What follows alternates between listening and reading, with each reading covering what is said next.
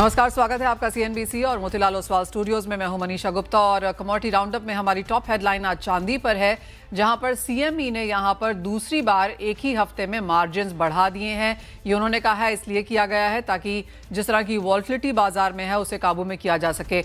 30% के मार्जिन के बाद अच्छी खासी मुनाफा वसूली यहां पर चांदी में देखने को मिली है।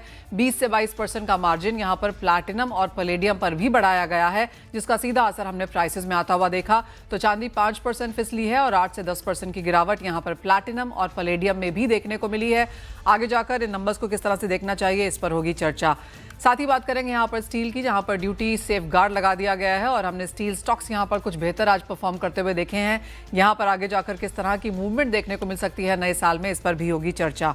हमारे साथ जुड़ रहे हैं सिल्वर एम्पोरियम के एमडी राहुल मेहता, बिगमिन टेक्नोलॉजीज के सीईओ ध्रुव गोयल और एसएमसी ग्लोबल सिक्योरिटीज से वंदना भारती। सबसे पहले चांदी आपकी स्क्रीन पर यहाँ पर लेके आएंगे और जिस तरह की मुनाफा वसूली हमने चांदी में आते हुए देखी है, काफी बड़े मूव्स हैं ये, गिवन द फैक्ट कि आज यहाँ पर 31 दिसंबर है। 6.5% की गिरावट यहां पर चांदी में, और वो चार्ट लेकर आएंगे आपके लिए कि किस तरह के मार्जिन मूवमेंट हमने यहां पर आते हुए देखे हैं।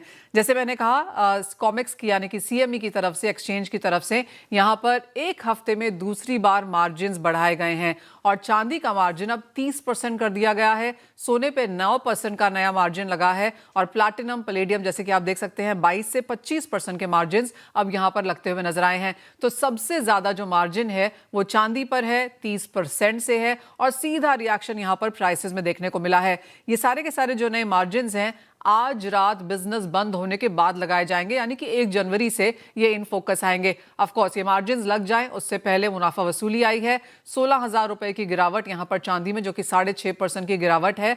और सोने की अगर बात की जाए तो हल्की मुनाफा वसूली वहां पर है, लेकिन काफी बड़ी मुनाफा वसूली प्लैटिनम में देखने को मिली है, जहां पर प्राइसेस 10% गिरे हैं। पैलेडियम में 8.5% की गिरावट यहां पर देखने को मिली है अंतर्राष्ट्रीय बाजारों में। ऑफकोर्स ये दोनों मेटल्स भारत में ट्रेड नहीं होते हैं, लेकिन इंटरनेशनल मार्केट्स में एक इमीडिएट रिएक्शन हमने यहां पर बनता हुआ देखा है।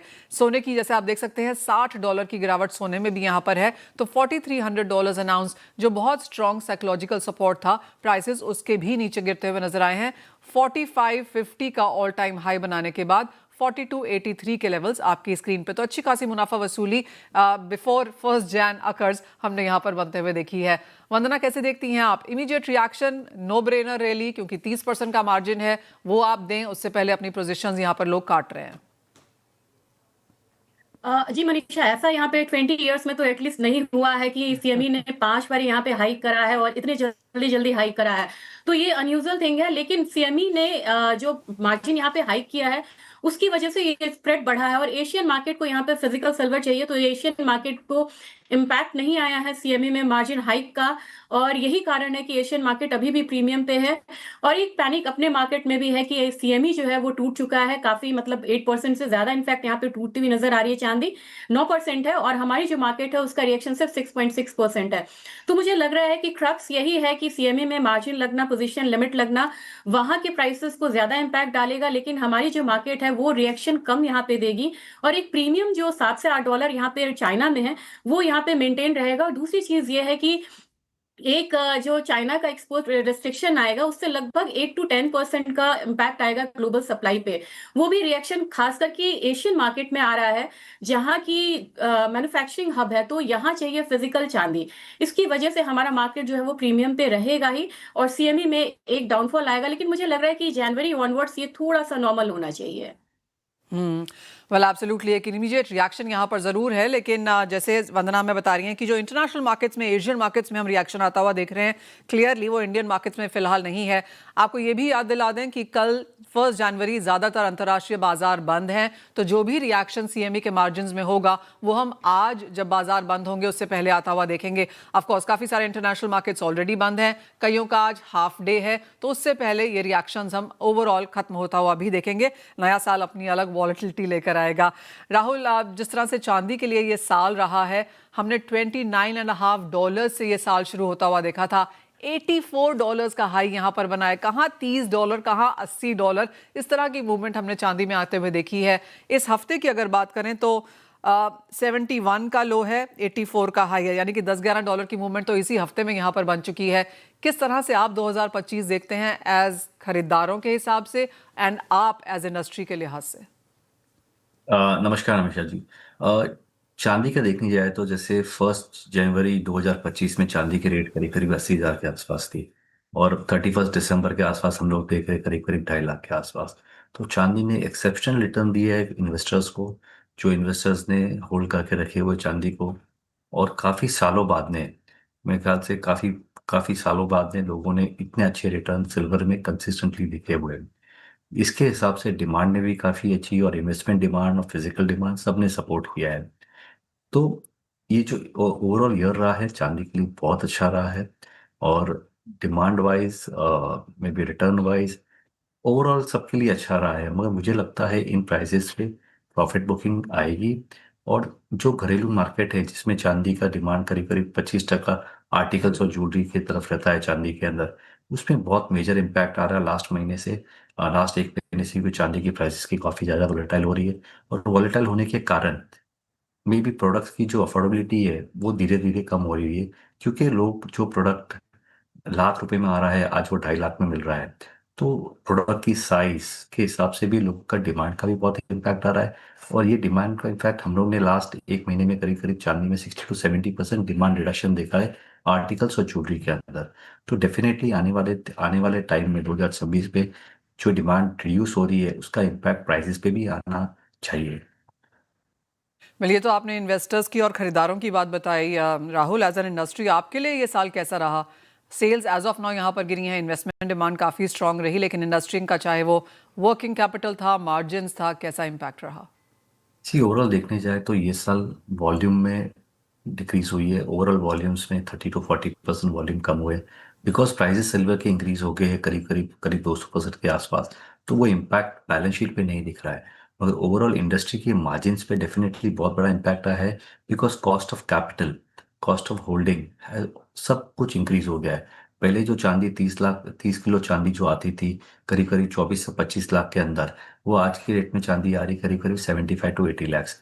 वो 80 लाख की चांदी पे प्रॉफिट ऑफ मार्जिन जो 30 लाख पे आ रहा था, आज भी 80 लाख पे वही प्रॉफिट ऑफ मार्जिन आ रहा है।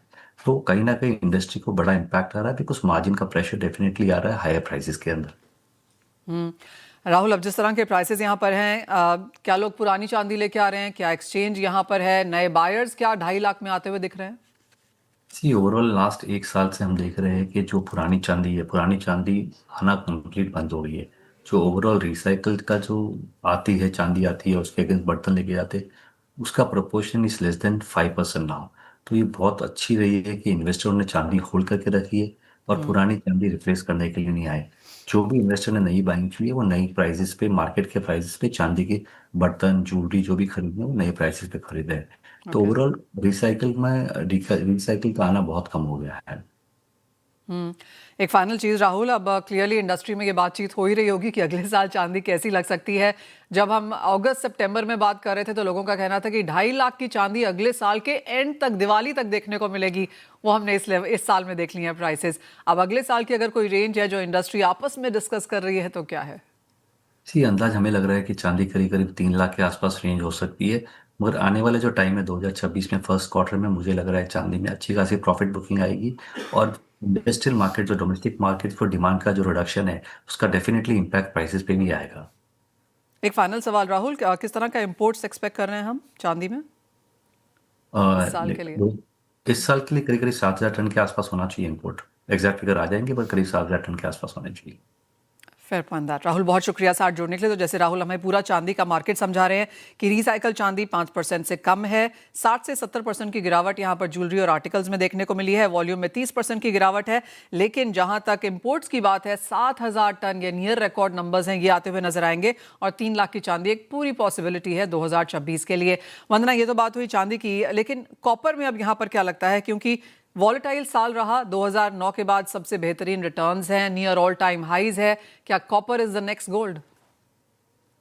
जी मनीषा, एक यहाँ पे पैटर्न चेंज हुआ है, क्योंकि अभी जो 2025 था उसमें सबसे बड़ी बात ये थी कि कंट्री से लेके कंपनी हो, सब यहाँ पे एक्यूमुलेट करने पे लगे हुए हैं और स्ट्रैटेजिक रिजर्व यहाँ पे क्रिएट कर रहे हैं।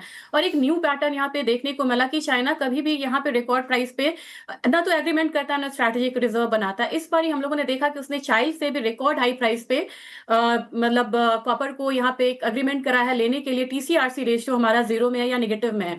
ये बुलिश इंडिकेशन इंडिकेशन है 2026 के लिए भी, और मुझे लग रहा है कि अब जैसे जैसे ग्रीन टेक्नोलॉजी की तरफ हम बढ़ रहे हैं, उसका दबाव क्रूड ऑयल पे है, और उसका दबाव जो अपसाइड है वो यहाँ पे मेटल्स को देखने को मिल रहा है। तो मुझे लग रहा है कि कॉपर 2026 में भी एक हायर जोन में रहेगा। 21, 22, 23 हम लोगों ने देखा था डेफिसिट ईयर था, 24 में सरप्लस था, 25 हल्का सरप्लस रहा, लेकिन 2026 यहाँ पे फिर से डेफिसिट में जा सकता है। तो मुझे लग रहा है कि ओवरऑल एक प्रेशर आएगा कॉपर प्राइसेस पे, अपवर्ड रिवीजन होगा। मुझे लग रहा है $15,000 तक हम एक्सपेक्ट कर सकते हैं एलएनई में, जो इनिशियली मैं 13,000 कर रही थी। तो मुझे लग रहा है कि 2,000 पॉइंट अब यहाँ पे हमें अपना टारगेट को बढ़ाना होगा और प्राइसेस हायर साइड देख सकते हैं। ऑल राइट, तो 13,000 का 1450, 500, 15,000 अब कॉपर में नजर आने लगा है।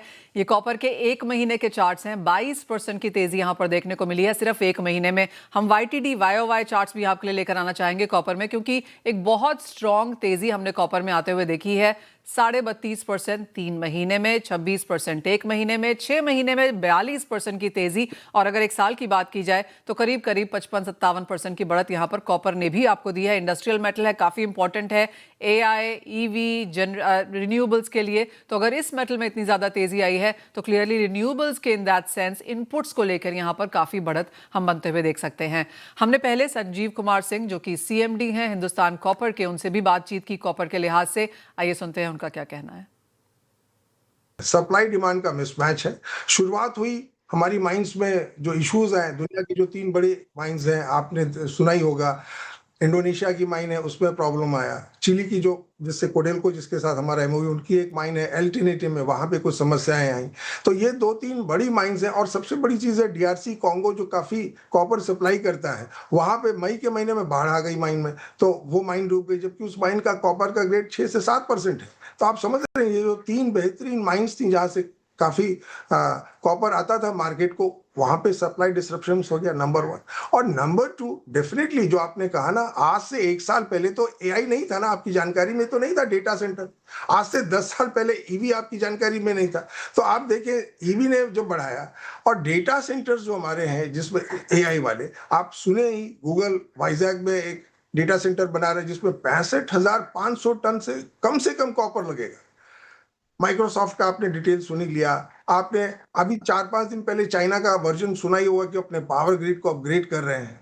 तो ये जो अपग्रेडेशन है, उनका तो फिगर्स नहीं है मार्केट में, बट आप समझ ही सकते हैं कि चाइना का क्या पावर ग्रिड है, और वो अपग्रेड करेंगे तो कितना कॉपर लगेगा। और दुनिया में कॉपर का आप तो देख ही रहे, mines are going deep, grade खराब हो रहा है।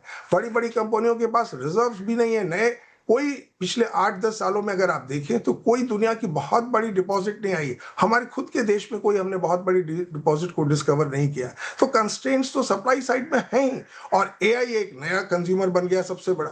तो कॉपर का प्राइस तो निश्चित है टाइट रहना चाहिए। ऑल राइट, तो वो हिंदुस्तान कॉपर से स्टेटमेंट आती हुई कि आगे जाके कॉपर के प्राइसेस टाइट रह सकते हैं। काफ़ी सारी चीज़ें उन्होंने गिनाई जो हम पूरे साल बात करते रहे हैं कि कॉपर को सपोर्ट यहाँ पर कहाँ से मिलता हुआ नजर आया है। वंदना, एक और चीज़ जिसके ऊपर नज़र रखनी होगी वो है कच्चा तेल। 5 साल में सबसे बड़ी गिरावट, तीसरा साल गिरावट का। यहाँ से आपको लगता है 18% की गिरावट 2025 में दिखाने के बाद 26 थोड़ी सी यहाँ पर स्टेबिलिटी दिखा सकता है? मुझे लग रहा है कि सप्लाई प्रेशर जो है वो थोड़ा-सा कंटिन्यू ही रहेगा क्रूड ऑयल में। और पहले ओपेक की पकड़ होती थी, वो प्रोडक्शन कट करते थे, ये ट्रिगर मिसिंग है मार्केट में। तो मनीषा, मुझे लग रहा है कि पहले थोड़ा-सा हम लोअर साइड आ सकते हैं। $45 मुझे पॉसिबिलिटी लग रही है 2026 के लिए। और ये कह सकते हैं कि स्ट्रक्चरल चेंज यहाँ पे आ रहा है। काफ़ी सालों से ऐसा हो रहा है कि ईवीज़ यहाँ पे बढ़ रही हैं। हम रिन्यूएबल एनर्जी में जा रहे हैं, और वहीं से एक जो प्रेशर बनता हुआ हम लोगों ने देखा है वो क्रूड ऑयल में दिखा है। तो ये जो सब्स्टिट्यूट मिला है, इसकी वजह से यहाँ पे प्रेशर जो है वो मतलब कंटिन्यूअसली रह सकता है। लेकिन $45, $50 एक बेस बनाएगा जहां से प्राइसेस अपसाइड जाएगा। तो मुझे लग रहा है कि $70 होना चाहिए। इनिशियली एक मैं डाउनसाइड देख रही हूँ, और मुझे सेकेंड पार्ट ऑफ 2026 में एक अपसाइड लग रहा है। ट्रिगर्स यहाँ पे इंटरेस्ट रेट भी हो सकता है, यहाँ पे मतलब ओपेक की पॉलिसीज भी हो सकती है। तो मुझे लग रहा है फर्स्ट हाफ बेयरिश होगा, सेकेंड हाफ यहाँ पे बुलिश होगा, जिसको 70 तक ले जा सकता है, और बियरिश फेज में ये $40-45 जा सकता है। ओह वाह, ऑलराइट, तो एक बड़ी सी रेंज वहां पर कच्चे तेल में बनती हुई, काफी सारे इफ्स एंड बट्स हैं 2026 में जो हमें टैकल करने होंगे, लेकिन एज ऑफ नाउ भारी गिरावट कच्चे तेल में 2025 में भी बनती हुई। वंदना, बहुत शुक्रिया साथ जुड़ने के लिए, तमाम कमोडिटीज पर एक सेंस भी देने के लिए कि 2026 में कैसे रह सकती हैं। लेकिन ब्रेक के बाद ध्रुव गोयल जुड़ेंगे हमारे साथ और हम बात करेंगे स्टील की, क्योंकि आज की दूसरी बड़ी हेडलाइन स्टील की तरफ से आती हुई नजर आई है, जहां पर सरकार ने स्टील इंपोर्ट पर 3 साल के लिए सेफ गार्ड ड्यूटी लगा दी है। क्या है इम्पैक्ट, जानेंगे ध्रुव से इस ब्रेक के बाद। सरकार ने स्टील इंपोर्ट पर 3 साल के लिए सेफ गार्ड ड्यूटी लगा दी है। इस पर बात करने के लिए हमारे साथ बिगमिन टेक्नोलॉजीज के सीईओ ध्रुव गोयल बने हुए हैं। ध्रुव नमस्कार, शुक्रिया। और ये शायद एक्सपेक्टेड था, मुझे याद है इसके बारे में आपसे बात भी हुई थी कि इसकी एक पॉसिबिलिटी है। अब जब ये आता हुआ नजर आया है, किस तरह का इम्पैक्ट आप आता हुआ देखते हैं? फर्स्ट रिएक्शन क्लियरली यहाँ पर स्टील स्टॉक्स पे है, स्टील प्राइसेस पे है इंडियन मार्केट्स में। नमस्कार मनीषा। तो पहले मैं थोड़ा सा कॉन्टेक्स्ट सेट कर देता हूँ सेफ गार्ड ड्यूटी का। तो इंडियन मिल एसोसिएशन ने ये लास्ट ईयर एक एप्लीकेशन फाइल की थी कि इंडिया में इंपोर्ट्स काफी आ रहे हैं, तो उसके बेसिस पे import duty, safe guard duty या कुछ एंटी डंपिंग ड्यूटी लगाई जाए। तो गवर्नमेंट ने 2025 अप्रैल में एक प्रोविजनल ड्यूटी लगाई 12% की ऑन फ्लैट स्टील प्रोडक्ट, जिसमें HR coil, cold roll, plate और कलर कोटेड कैटेगरीज आती हैं। उन्होंने वो प्रोविजनल ड्यूटी लगाई 200 दिन के लिए। उसके बाद वो ड्यूटी एक्सपायर हुई 7 नवंबर को, जो कि एक्सटेंशन आना था, बट बीच में गैप हो गया। तो वो जो एक्सटेंशन है वो अभी आया है 31 दिसंबर को। तो इसका मतलब है कि ये ड्यूटीज आपका अगले 3 साल के लिए फ्लैट प्रोडक्ट पे 12% के आसपास रहेगी। मोटा मोटी सारी कंट्रीज के ऊपर ये ड्यूटी एप्लीकेबल है। और जो बास्केट ऑफ प्रोडक्ट जो कवर्ड है, इसमें मोटा मोटी 60 से 70% जो इम्पोर्ट्स आता है वो सारे कवर्ड हैं इस नोटिफिकेशन के अंडर पे। ध्रुव, अगर हम प्राइस पॉइंट ऑफ व्यू से देखें तो डोमेस्टिक मार्केट्स में इस वक्त क्या प्राइसेस हैं, और अगर हम इंपोर्ट्स का लैंडेड कॉस्ट देखें तो कितना फर्क अब पड़ जाएगा?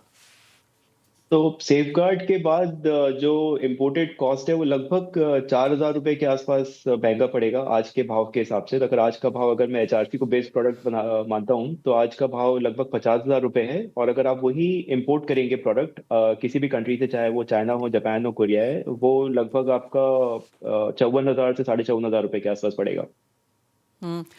ध्रुव, अगर एक इसको फर्दर कॉन्टेक्स्ट में डालें तो इंडियन स्टील इंपोर्ट्स FY26 में क्या एक्सपेक्टेशन है, किन कंट्रीज से आते हुए नजर आए हैं और कितना यहाँ पर ओवरऑल इम्पैक्ट पड़ जाएगा फिर? तो इंडिया मोटा मोटी लगभग आपका 9 मिलियन टन के आसपास इंपोर्ट करता है, 9 से 9.5 मिलियन टन इंपोर्ट करता है, जिसमें सबसे बड़ी जो हमारी इंपोर्टिंग कंट्री या पार्टनर है वो साउथ कोरिया है। उसके बाद चाइना है, फिर जापान है, इंडोनेशिया है और वियतनाम है। ये 5 कंट्रीज है जिससे 90% इम्पोर्ट्स हमारे देश में आता है। अलग अलग कमोडिटीज आती है, फ्लैट आता है, सेमीज आता है, लॉन्ग्स आता है। तो ये जो ड्यूटी है वो केवल फ्लैट्स के ऊपर है। तो जैसे मैंने कहा कि 60% ऑफ प्रोडक्ट्स आपके इसके अंडर कवर्ड है। तो प्राइसेस पे इम्पैक्ट जरूर आएगा, क्योंकि आपका इंपोर्ट करना महंगा होगा और बहुत सारी जो डोमेस्टिक कंज्यूमर हैं उनको डोमेस्टिक सप्लाई या सोर्सेज पे ही डिपेंडेंट रहना पड़ेगा। ध्रुव, जो चार्ट में यहाँ पर देख रही हूँ उसके लिहाज से अगर FY26 की बात की जाए तो इंडोनेशिया और वियतनाम से हमने इंपोर्ट्स बढ़ते हुए देखे हैं। चाइना, जापान ओवरऑल कॉन्टेक्स्ट में हल्का सा यहाँ पर गिरावट दिखाते हुए नजर आए हैं। क्या ये पैटर्न कंटिन्यू होता हुआ देखते हैं आप? नहीं, ये पैटर्न बहुत कंटिन्यू नहीं होगा, क्योंकि इंडोनेशिया से जो आता है वो स्टेनलेस स्टील आता है। स्टेनलेस स्टील के स्लैब आते हैं, जो कि JSL इंपोर्ट करता है लार्जली। तो वो डिपेंड करता है प्राइस के ऊपर आएगा कि नहीं आएगा, बट उसकी क्वांटिटी बहुत ज्यादा नहीं है। और वियतनाम से जो आ रहा है वो आपका वो भी बिलेट्स और स्लैब के फॉर्म में आता है। बट अगेन सब डिपेंड करता है कि प्राइस में क्या पैरिटी है, उसके हिसाब से आएगा। तो ये जो ट्रेंड है बहुत ज्यादा कंटिन्यू नहीं होगा। ये आपके वन ऑफ दी आपके पॉइंट से जहाँ पे ये इंपोर्ट का विंडो था इसलिए इंपोर्ट हो गया, बट रेगुलर ट्रेंड नहीं है ये। एक इमीडिएट रिएक्शन जैसे कि हम देख सकते हैं ध्रुव, हमने यहाँ पर सारे स्टील स्टॉक्स में आता हुआ देखा है, फिर चाहे वो JSW है या सेल, 5 से 7% तक की मूवमेंट यहाँ पर बनती हुई नजर आई है। मार्केट्स इसको फैक्टर इन कर चुकी हैं यहाँ पर, या आपको लगता है कि कुछ और रिजॉइंडर या कुछ और यहाँ पर अब मूवमेंट देखनी बाकी है? तो अक्टूबर में जो स्टील के भाव थे इंडिया में लगभग 5 साल के लो पे थे। डेफिनेटली वो रिकवर किए हैं और अभी पिछले मतलब लो से मोटा मोटी 3-3.5 रुपए ऑलरेडी प्राइसेस बढ़ चुके हैं स्टील के ऑल अक्रॉस कमोडिटीज। और यहाँ से और लगता है कि 1,000-1,500 रुपए बढ़ने के चांसेस हैं। किस तरह की डिमांड फिर यहाँ पर बनती हुई नजर आएगी, और इंडियन मिल्स या इंडियन कंपनीज के लिए अब इसके क्या मायने हैं आगे जाकर? अ, देखिए, क्योंकि जैसे जब रेट बढ़ते हैं तो बहुत सारी रीस्टॉकिंग भी होती है, क्योंकि लोग उसको कैपिटलाइज करना चाहते हैं ये तेजी को। तो हमने देखा है कि पिछले कुछ दिनों में या कुछ हफ्तों में काफी डिमांड आई है, काफी बुकिंग हुई है, काफी सौदे हुए हैं, तो उससे ऐसा लगता है कि सब रेटों में थोड़ी एक्सेप्टेबिलिटी है। एट द सेम टाइम आपका जो जनवरी से मार्च का पीरियड है वो एक हाई डिमांड पीरियड होता है, जिसमें प्रोजेक्ट्स लोग फिनिश करने के लिए ज्यादा एफर्ट डालते हैं और ज्यादा कंप्लीट करते हैं। तो यहाँ पे जनरली 20% डिमांड आपकी नॉर्मल अदर क्वार्टर से ज्यादा रहती है, तो ये क्वार्टर तो डेफिनेटली डिमांड के लिहाज से अच्छा है। और ऐसा लगता है कि क्योंकि अभी सेफ गार्ड भी आ गया तो प्राइसेस भी सपोर्ट करेंगे। एब्सोल्युटली। ध्रुव, एक फाइनल सवाल जाते जाते, अगर ओवरऑल 2025 की बात की जाए तो जैसे आपने भी अभी कहा कि अक्टूबर में भाव 5 साल लोज पे थे, उसके बाद से ऑफ कोर्स नवंबर दिसंबर यहाँ पर बेहतरीन महीने निकले हैं। 1000-1500 रुपए की तेजी यहाँ पर और बनते हुए नजर भी आ सकती है। इंडियन मार्केट्स के लिए जिस तरह से स्टील प्राइसेस रहे, अंतर्राष्ट्रीय बाजारों के लिए भी रहे, जहां पर टैरिफ्स ने रूल किया, चाइना ने रूल किया, चाइना का जिस तरह का पीएमआई का डेटा यहाँ पर पॉजिटिव आया है, उसका भी कुछ असर इंटरनेशनल मेटल्स पे हमने आता हुआ देखा है। आगे जाते हुए इंटरनेशनल क्यूज ओवरऑल आप बनता हुआ कैसे देखेंगे? ओवरऑल लगता है कि ग्लोबल जो मार्केट है वो भी काइंड ऑफ बॉटम्ड आउट है, बहुत ज्यादा Okay. नीचे गिरावट की उम्मीद नहीं है। इनफैक्ट आप वर्ल्ड स्टील एसोसिएशन की रिपोर्ट पढ़ेंगे तो उसमें भी उन्होंने डिमांड को बेहतर ही बताया 2026 में। और स्पेशली अगर ये रशिया यूक्रेन का जो पीस ट्रूस है वो अगर हो जाता है तो उससे हमें लगता है कि डिमांड रिकंस्ट्रक्शन एक्टिविटीज चालू होंगी यूक्रेन में, और उससे एक अच्छी डिमांड निकलेगी ग्लोबल लेवल पे। Fair point. ध्रुव, बहुत शुक्रिया साथ जोड़ने के लिए और बहुत इंपॉर्टेंट खबर पर अपने रिएक्शंस भी देने के लिए और काफी इजीली उसे समझाने के लिए भी। तो क्लियरली हेडलाइन के तौर पर आज हमने आता हुआ देखा कि जिस तरह से स्टील पर सेफ गार्ड यहाँ पर ड्यूटी लगाई गई है अगले 3 साल के लिए, इमीडिएट रिएक्शन तो है ही, और जैसे ध्रुव कह रहे हैं कुछ बहुत फैक्टर्ड इन ऑलरेडी प्राइसेस में अब आ चुका है आज के दिन में, लेकिन आगे जाते हुए सपोर्ट बनता हुआ देखेंगे। स्टील प्राइसेस परहैप्स यहाँ पर अब बॉटम बना चुके हैं। 2025 में 26 एक बेहतर साल रह सकता है। वेल, इसी के साथ एक ब्रेक का भी समय है, लौटेंगे तो बात करेंगे मार्केट्स की और स्टॉक स्पेसिफिक्स की।